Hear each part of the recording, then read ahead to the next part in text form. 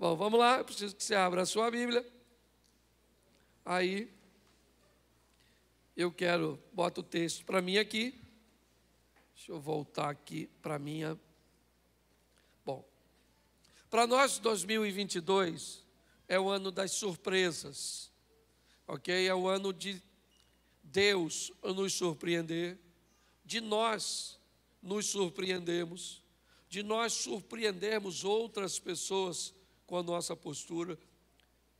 A nossa proposta para 2022 é um ano de surpresas, um ano que coisas comuns deixarão lugar para coisas extraordinárias, para coisas que não aconteciam em outro tempo da nossa caminhada, da nossa história, do nosso casamento.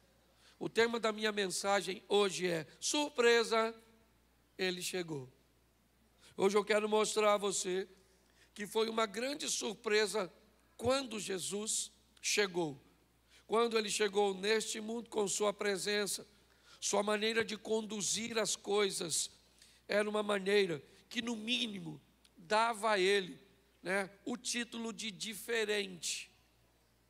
As pessoas não conseguiam entender muito bem a maneira cuja qual ele se posicionava. Então, quando nós olhamos para Jesus, por que ele era tão estranho? Por que pessoas achavam que ele era alguém tão estranho? Bom, fisicamente, ele era semelhante a todos.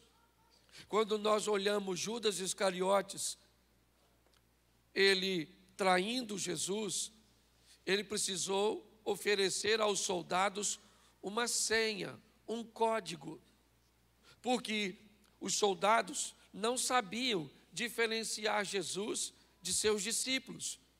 Jesus era tão parecido com seus discípulos que poucas pessoas, se não tivesse caminhando com ele, teria dificuldade.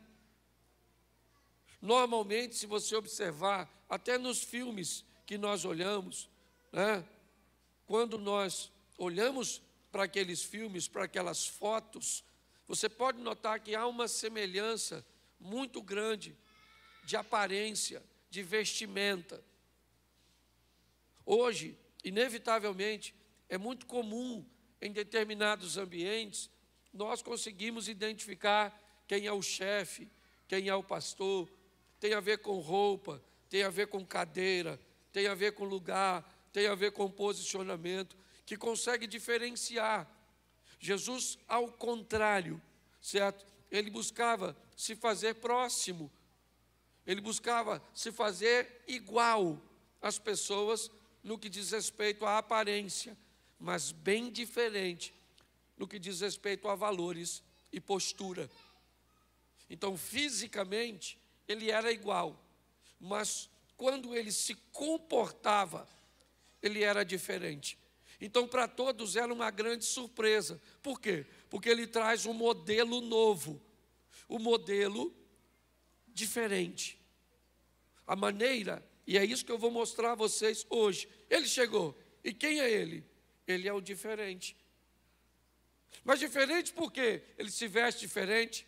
Não, ele se veste igual a todo mundo. Por quê? Porque ele não frequenta a festa? Não, ele ia às festas. Por quê? O que fazia de Jesus, alguém diferente dos demais? O posicionamento de seus valores, a maneira cuja qual ele defendia aquilo que ele acreditava. Jesus era altamente influente, altamente, uma capacidade muito alta de influenciar. Esqueça a sua divindade, porque se Jesus fazia isso porque era Deus, com certeza nós não vamos poder replicar o modelo, porque nós não somos. Se Jesus usava algum poder divino para buscar exercer esse nível de influência, nós não teremos sucesso. Por quê? Porque nós não temos esse poder. É importante você entender que tudo que ele conduzia com a sua humanidade, com a maneira de ser um ser humano, porém a postura e o posicionamento dele era diferente. Tá? Eu vou pedir só aí para ter cuidado com a criança se fizer barulho, tá bom? Tem o berçário ali, dá um pulinho lá, tá bom? Então, olhe para mim. João capítulo 7, verso de número 46, é o primeiro texto que eu quero colocar. Eu quero colocar a princípio 3 textos com vocês. João 7, 46. Responderam os servidores: nunca, repita comigo, nunca. Nunca homem algum falou assim como este homem. Preste atenção, porque aqui nós vamos notar o primeiro ambiente que eu quero citar para vocês sobre a diferença de Jesus. Quem são os servidores aqui? Me parece que alguns soldados ou alguns homens preparados e enviados pelos escribas para pegar Jesus, prendê-lo, capturá-lo e levar à presença deles, me parece que a princípio para um simples interrogatório. Aí os servidores vão para lá onde Jesus está ensinando, está pregando, com o propósito de prender Jesus. Quando eles chegam, provavelmente tem bastante gente e eles não vão se arriscar prender Jesus naquele ambiente onde ele está rodeado de pessoas que querem ouvi-lo. Vai gerar confusão. Então, inevitavelmente, eles param para escutar o que Jesus está dizendo, para depois que escutar Jesus falar, ele diz: espera ele falar, quando essa multidão for embora, a gente vai lá e prende o homem e leva. Só que quando eles começam a ouvir Jesus, ele descobre que ele é bem diferente de todos os homens que eles já ouviram. A maneira que ele fala é altamente, né, ou com muita autoridade, mas ao mesmo tempo ele consegue ter amor quando fala. Ele confronta a verdade, estabelecendo os princípios, e os homens estão escutando Jesus falar, para depois prendê-lo. Quando Jesus termina de falar, eles desistem de prendê-lo. E falou: não vai rolar, não vai dar para prender esse cara. E aí ele volta para dar notícia para aquela turma. E ele diz assim: nunca. Eu fico imaginando a cara dos escribas e fariseus. Diz: olha, nunca nós escutamos, nunca homem algum falou com este homem igual a ele. Em outras palavras, eles estão dizendo: cara, além de nós não prendermos, quase que a gente não volta. Quase que a gente fica por lá e vira discípulo dele. Por quê? Porque ele é muito diferente de todos vocês. Sabe? Nunca homem algum falou desse jeito. Segundo texto, João, capítulo 9, verso 32. João 9, 32, dá uma olhada nesse texto. Desde que o mundo é mundo, nunca se ouviu que alguém abrisse os olhos de um cego de nascença. Preste atenção que novamente o texto diz que nunca, não havia ninguém. Jesus chega para romper com o modelo. Dá uma confusão danada, porque ele cura um cego. Era sábado esse dia, os caras não gostavam. Por que os caras não gostavam? Porque eles não tinham autoridade para curar ninguém. Então, quando eles viram Jesus fazendo algo, eles criaram um problema. Eles estão questionando a cura do cara. Jesus acaba de dar vista para um cego, e aí estão interrogando o cego: como é que você ficou curado? Ele falou: foi o Jesus aí, rapaz, passou aqui, cuspiu, fez um lodo, passou no meu olho, mandou eu me lavar. Quando eu voltei, eu estava vendo. E alguém falou: não pode, ele é do diabo. Ele falou: rapaz, não quero saber se ele é do diabo, eu quero saber só uma coisa: eu era cego, agora estou vendo, mano. Não, chama o pai dele, que isso é, entendeu? Uma fraude. Aí chamaram o pai e a mãe do cego. Primeira vez que o cego está vendo os pais. Lá vem os pais. Eu imagino ele perguntando: são eles? Que é a primeira vez que vejo, sou de nascença.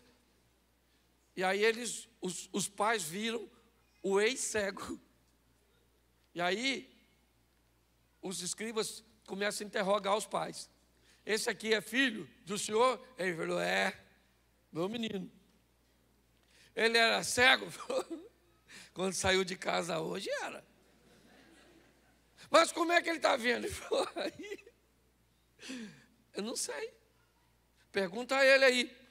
Aí volta para o cego, ou para o ex-cego e diz, como é que você está vendo? Ele falou, vou falar com você, o camarada cuspiu, fez um logo, já falei 3 vezes. Ele falou, não pode, esse cara tem demônio. Ele falou, vou falar uma coisa para você, desde que o mundo é mundo, nunca se viu ninguém. Mas hoje é sábado, dane-se, que hoje é sábado. Ainda bem que ele é diferente, quebra protocolo para fazer o bem. Ele não quebra princípio, mas quebra protocolo. Então preste atenção, Jesus era extremamente diferente. Por isso que ele chamou você para servir a ele. Por quê? Porque você também, tem hora que você é cego. Tem hora que nós somos uma mula. Certo? Mas ele não sabia disso. Sabia, mas ele é diferente. Qualquer um que chegasse para chamar discípulos, iria onde? Numa sinagoga. Ele vai caçar uns pescadorzinhos, cobradorzinhos de imposto. Só uma turma. Certo? Se você der uma olhada nos discípulos de Jesus, nem diácono seria aqui na igreja. Se depender da nossa seleção aqui, ninguém pensa. Judas ia sentar onde? E o Tomé, que precisava ver para crer. E o André, que levava tudo na brincadeira. Tem um garotinho aí que tem 5 pães e 2 peixinhos. O que é isso para tanta gente? E o Pedro, que puxava uma faquinha para atacar os outros. E o Tiago, que era chamado filho do trovão. Pensa, isso é quase uma quadrilha. Certo? Provavelmente eles não teriam requisitos para cumprir o nosso protocolo. Mas Jesus não trata como nós tratamos. E é por isso que Ele nos ama e nos chamou. Porque sabe do potencial que nós temos. E muito desse potencial sequer ainda se revelou. Então nunca foi o que disse esse cara. Nunca se ouviu. O que ele está fazendo é algo que nunca foi feito. Coloca o último texto aqui. João 3:2. João 3:2. É uma narrativa de Nicodemos. Este foi ter de noite com Jesus e disse-lhe, Rabi, bem sabemos que és mestre vindo de Deus, porque ninguém pode fazer esses sinais que tu fazes, se Deus não for com ele. Presta atenção, nunca se ouviu que alguém falava assim. Nunca um cego de nascença viu. Nunca, certo? Ninguém pode fazer isso que o Senhor faz, se Deus não for com ele. Note que todos os textos diz que Jesus é diferente. E o que ele falou para mim e para você? Seja diferente também. Pastor, eu sou. Lá no meu trabalho, não me misturo. Pastor, eu sou diferente. Eu não vejo televisão. Eu não vejo nada, sabe? Estou esperando Jesus voltar. Não é disso, não. Pastor, eu uso uma saia lá em cima. Ou melhor, lá embaixo. Certo? Falei, lá em cima parece ter rabo de cavalo crescendo para baixo. Certo? Então, o que é saia para a gente? Para a gente, projeto recomeçar. Ela não é nem aqui e nem aqui. É só descer um pouco, mediana. Você está entendendo? É equilíbrio. Então eu vou te mostrar agora por que é que ele, já deu para notar que ele é diferente. Mas olha como ele vai agir, é que vai tumultuar a cabeça de todo mundo. Ele entra no lugar que ninguém entra e não é para ser influenciado, é para ser um influenciar isso. Porque tem gente que pode usar o que eu estou... Pastor, por isso que eu vou no boteco. Para influenciar. Eu até tomo um negocinho assim, mas eu prego a palavra. Não é disso que eu estou falando. Certo? Então preste atenção nesse texto, nesses textos. Vai ser rapidinho que a voz está bem. Primeiro, Jesus começa a quebrar um protocolo bem difícil daquela época. Conversar com mulher. que não fosse a dele. Isso já era um problema. Se tivesse sozinha, então, se iniciasse um diálogo, era pior ainda. E ele começa a quebrar algumas coisas. E só para você entender, vamos lá, já que ontem foi o Dia Internacional da Mulher, então, aqui meio atrasado, ainda que eu tenha mandado aí uma homenagem para vocês ontem, certo? Mas feliz Dia Internacional da Mulher. Louvado seja Deus pelas mulheres. Tem mulher aí? Orgulho de ser mulher, orgulho de ser feminina, motive essa feminilidade nas meninas. Bota brinquinho, bota batom, bota mesmo, maneira, veste umas roupinhas. Se tem um troço que eu não gosto é de ver mulher com aparência de homem. Porque o homem é feio. Certo? Então, por favor, certo? Cuide dessas meninas. Louvado seja Deus pelas mulheres. Eu não gosto muito de feminismo, porque feminismo não gosta de mulher. Então, seja feminina, querida. Olhe para o espelho e diga, eu me amo. Não estou bem, mas não sou a melhor versão de mim mesma no momento. Certo? Mas eu ainda chego lá. Ok? Então, vamos lá? João 4, 27.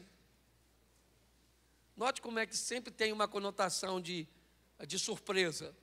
Disso vieram seus discípulos e maravilharam-se, ou seja, ficaram surpresos de que ele estivesse falando com uma mulher. Todavia, nenhum deles lhe perguntou, né, ou lhe disse, né, que perguntas, ou por que fala com ela. Preste atenção, porque Jesus, ele vai ter um encontro com uma mulher sozinho. A dona foi tirar água, uma mulher de vidinha meio esquisita, certo? Provavelmente, se ela contasse para você que Jesus encontrou com ela sozinho, você não ia acreditar, porque você ia imaginar que Jesus apareceria num círculo de oração, num culto, numa igreja, mas nunca com a dona dessa de 5 maridos. Uma vidinha bem complicadinha, certo? Ela está perto do poço e Jesus vai encontrar com ela. Por quê? Porque ele está quebrando. Ele é diferente.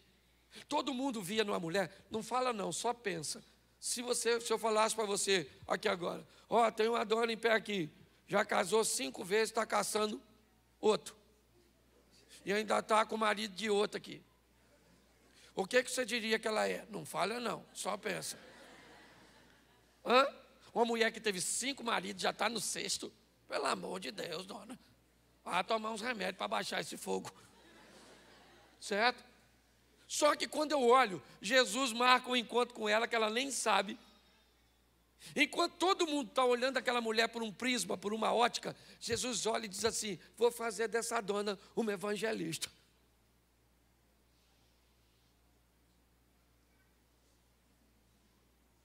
Essa? Jesus sabe quem ela é, não. Essa dona vai virar evangelista. Sabe o que mais me encanta nesse texto de João 4? É que Jesus manda 11, ou melhor, 12 de seus discípulos ir a Samaria comprar comida. Eles entram na cidade de Samaria, compram comida e não chama ninguém para ter um encontro com Jesus. Volta os 12 caras trazendo comida sem ninguém. A mulher vai sozinha.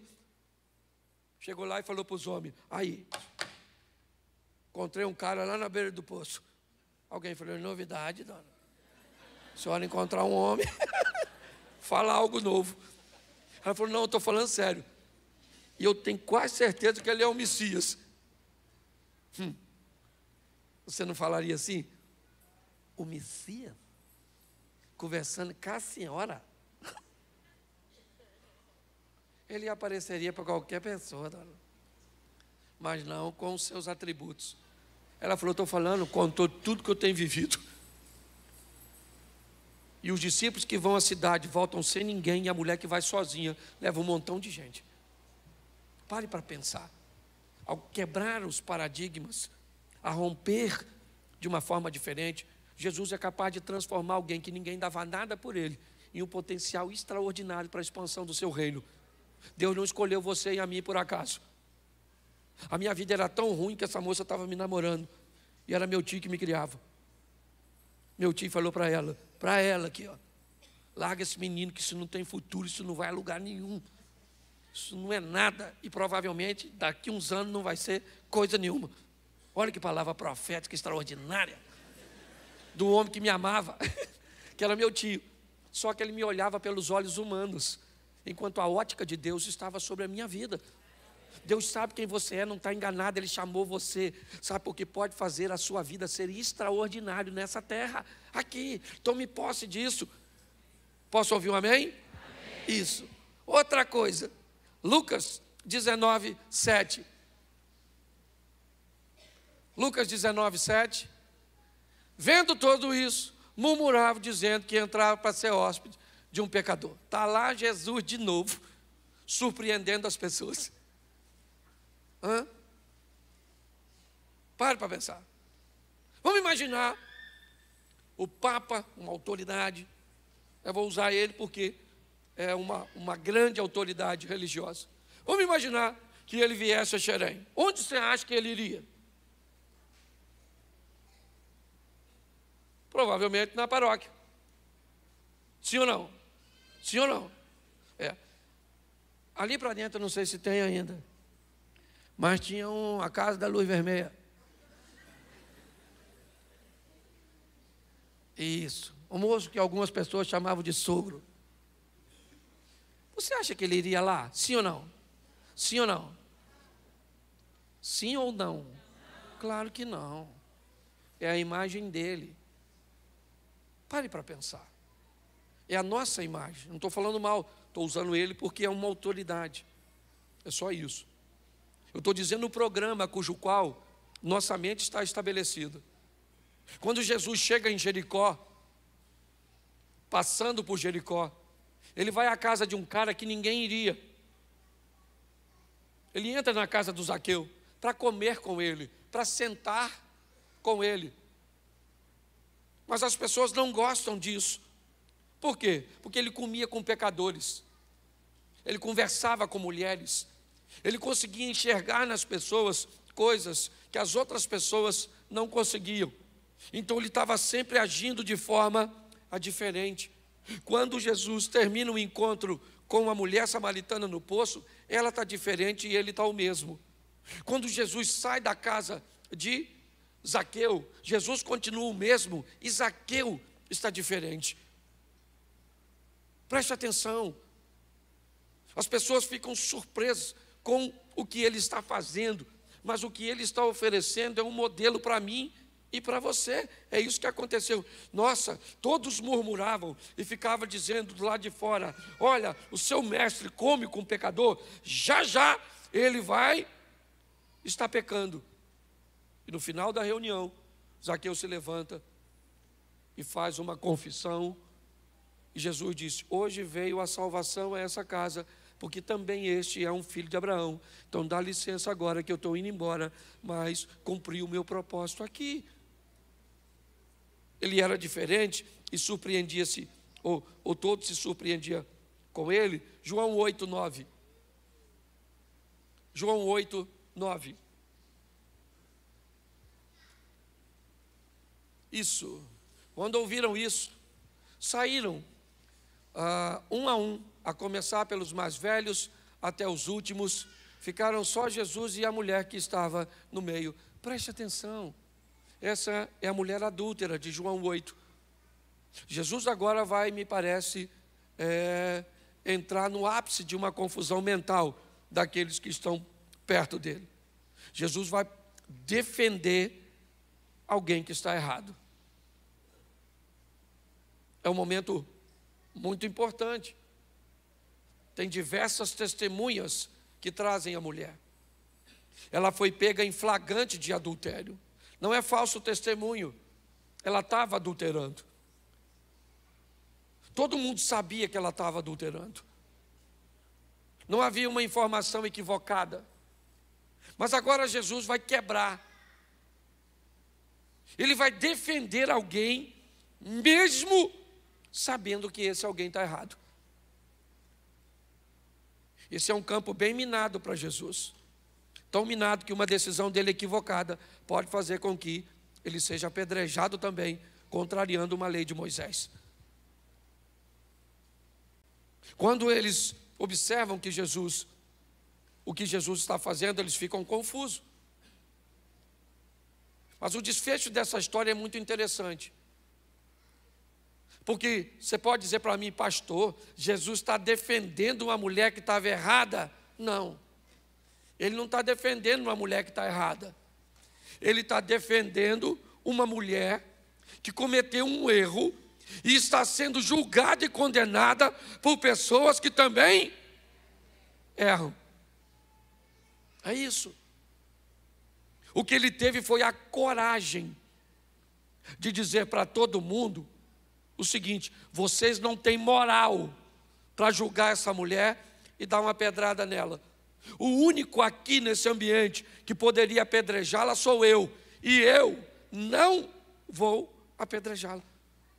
Acabou. Vocês podem ir para casa guardar a pedrinha de vocês, porque vocês não vão matar ninguém. O que ele está fazendo, gente? Ele está surpreendendo as pessoas, dizendo para mim e para você: eu sei quem você é, eu vou terminar expondo isso para você. Mas ele te defende mesmo sabendo que você mente.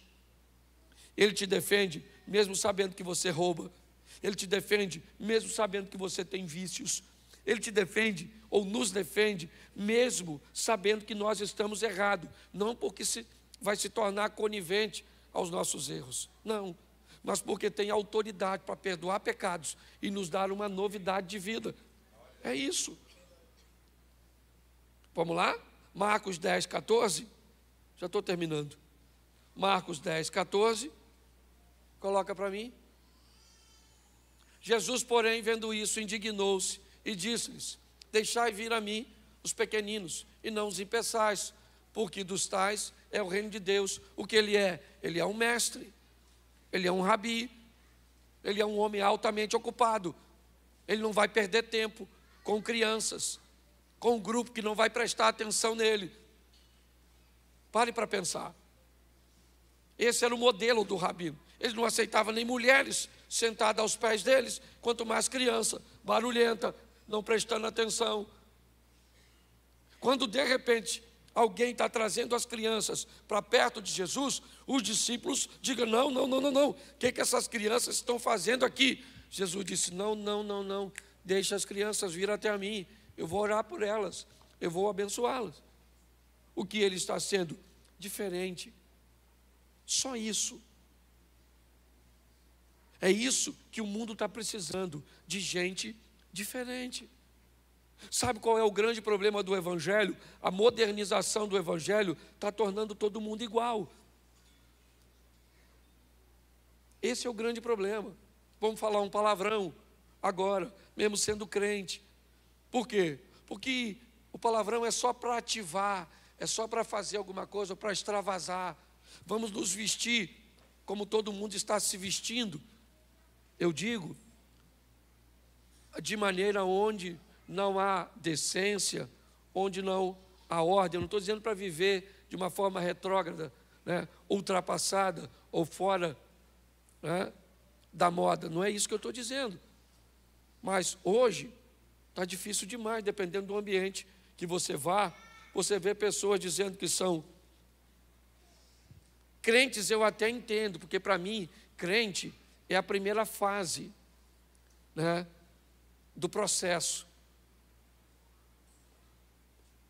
Preste atenção, o diabo é crente, sim ou não? Mas ele não é cristão. Certo? Crente é aquele que conhece, entende, respeita e crê. Cristão é aquele que copia Cristo, que segue, que obedece a Cristo. Ser crente é apenas uma primeira fase do processo. Essa é a grande verdade. Eu, quando eu olho a minha caminhada cristã, eu estou aí com 30 anos, 31 anos, né, no Evangelho. E eu levei, acredito, que quase 15 para transicionar de crente para cristão. eu conheço muita gente que ainda não transicionou. É o que o Eduardo estava falando aqui na palavra da oferta. As pessoas fazem as coisas, mas não sabem cuja motivação estão fazendo.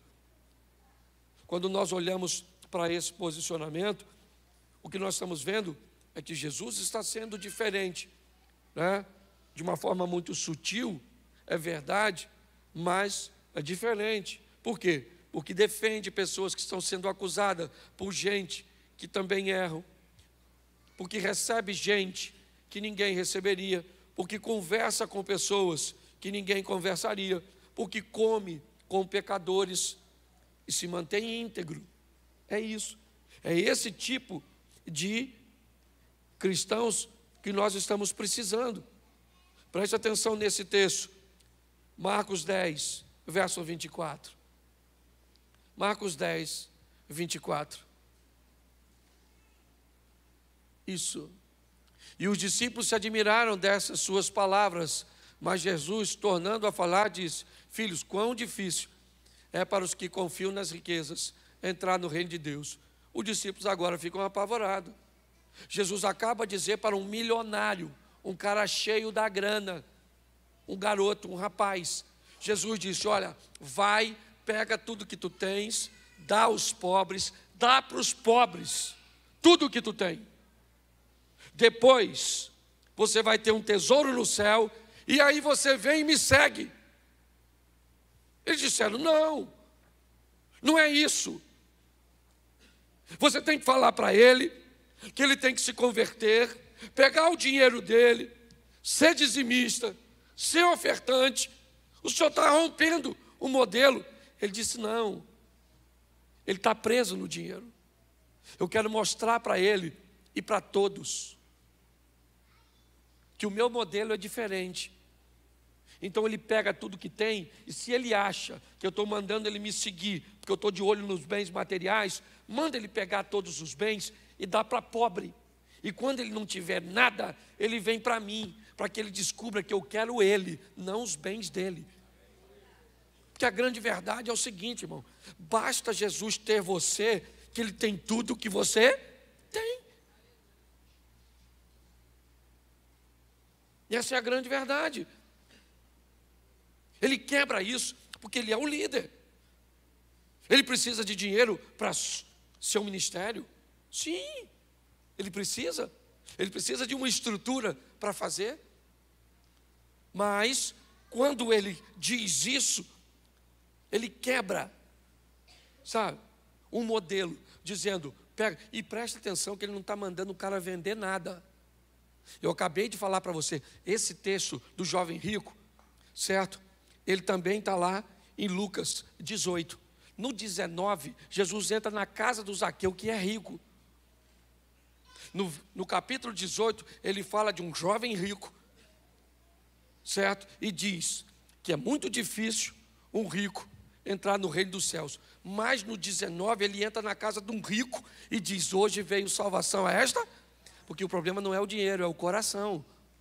O coração do garoto está no dinheiro. O coração do homem, porque a diferença para ter dinheiro é só uma: é maturidade e meninice. Crianças pensam que o dinheiro é tudo. Homens maduros já sabem que não é. O dinheiro, querido, é um excelente escravo, mas é um péssimo senhor. E é assim que funciona. Jesus está quebrando quando ele diz para o camarada: lembra de Geazi? Quando Naamã quer dar uma oferta e Eliseu não recebe, Geazi fala: rapaz, você é doido, esse novo convertido, cheio da grana, vamos depenar ele. Hoje a gente vive debaixo, infelizmente, de uma mentalidade assim: se o camarada tem dinheiro, é rico, ele é poderoso, ele tem. Jesus disse: olha, vende tudo que tu tem, dá para os pobres, você vai ter um tesouro no céu. Depois, quando você estiver duro, aí pode vir que eu quero você e não seu dinheiro. Ele não entendeu a mensagem, virou as costas e foi embora. Mas não era uma mensagem que seria dito por um fariseu. Não era. O próprio Judas, quando viu a mulher derramar um unguento nos pés de Jesus, disse: isso poderia ser vendido. Jesus falou: você não está entendendo. Os pobres vocês sempre vão ter convosco. Fica quieto, camarada. Deixa a dona cumprir. É essa diferença, sabe? Que nós precisamos muito mais do que olhar em Jesus, é ter no ambiente cujo qual nós frequentamos. Mas eu queria que você entendesse uma coisa. Marcos, capítulo 4, verso 41. Marcos 4, 41. E sentiram um grande temor. Novamente eles estão surpresos.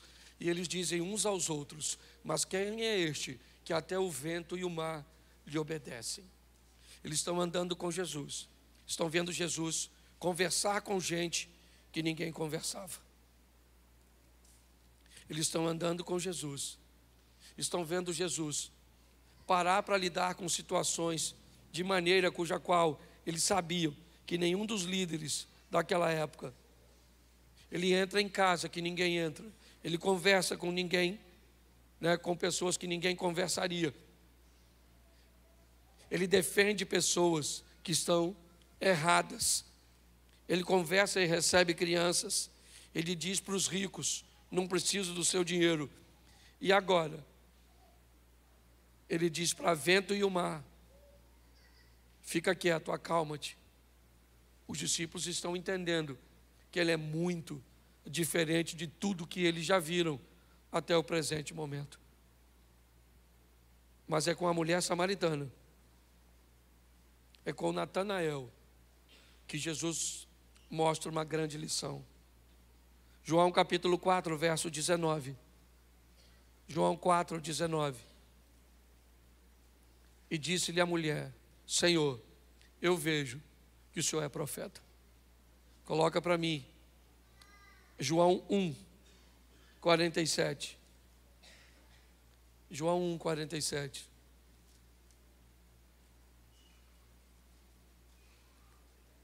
Jesus viu Natanael vir ter com ele e disse dele: eis aqui um verdadeiro israelita, em quem não há dolo. Bota o verso 48 para... Isso. Disse-lhe Natanael: de onde o Senhor me conhece? Ou de onde me conheces tu? Jesus respondeu e disse: antes que Filipe te chamasse, eu te vi, estando tu debaixo da figueira. Preste atenção e eu termino aqui. Jesus disse para a mulher samaritana: você não sabe quem eu sou, mas eu sei quem você é. Jesus disse para Natanael: você não faz ideia de quem eu sou, mas eu sei quem você é. É importante nós entendermos isso. Nós sabemos poucas coisas sobre ele, mas ele sabe tudo sobre nós. Ele sabe tudo sobre a sua infância. Ele sabe tudo sobre a sua adolescência. Ele sabe tudo sobre a sua juventude. Ele sabe tudo sobre o seu casamento. Ele sabe tudo sobre os seus negócios. Ele sabe tudo, tudo, tudo a seu respeito. Essa é a grande verdade. Porém, ele é diferente. Talvez qualquer pessoa que soubesse tudo sobre nós usaria um pouco desse tudo para nos constranger, para nos pressionar. Mas ele não. A proposta dele é dizer: eu sei quem você é. Eu sei que você está errado, mas eu vou te defender. Eu sei que ninguém gostaria de comer com você, mas eu gostaria. Eu sei que ninguém gostaria de estar perto de você, mas eu quero. Mas eu não mereço. Pois é, eu sei quem você é, eu não estou enganado. Eu quero mudar a sua história. Eu quero ter a oportunidade de entrar na sua vida e mudar a sua história para sempre. A grande questão é: as pessoas precisam se surpreender quando você sair da igreja com Jesus. Essa é a grande verdade. As pessoas precisam se surpreender com as suas ações, com os seus posicionamentos, com a sua fala, com a sua conduta, com as suas postagens. Elas precisam surpreender, ou se surpreender, quando olhar para você.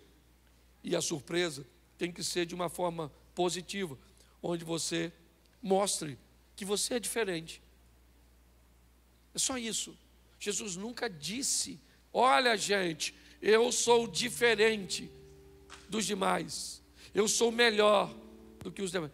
Ele nunca disse isso, mas todo mundo que olhava para ele disse: nunca vimos alguém como ele. Note como ele é diferente. Ninguém te condenou, querida.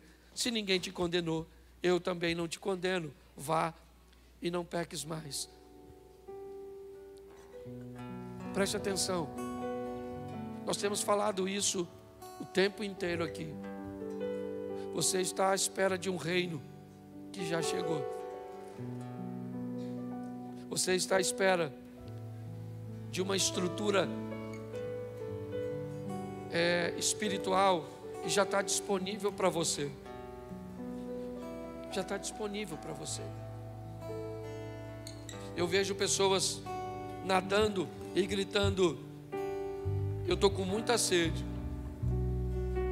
E nadando na água doce. Era só parar um pouquinho e beber e saciar a sede. Quebrar esse modelo mental tem sido um grande desafio nosso. Porque tem pessoas esperando Cristo voltar para viver o reino. Mas Ele disse na sua oração: venha o teu reino. Venha o teu reino agora. É só isso. Seja diferente. Não dizendo que é diferente, mas fazendo com que as pessoas vejam. O fulano é diferente na hora de negociar. Nossa, você negocia desse jeito? Nossa, você age dessa forma? Ah, é. Eu me posiciono assim.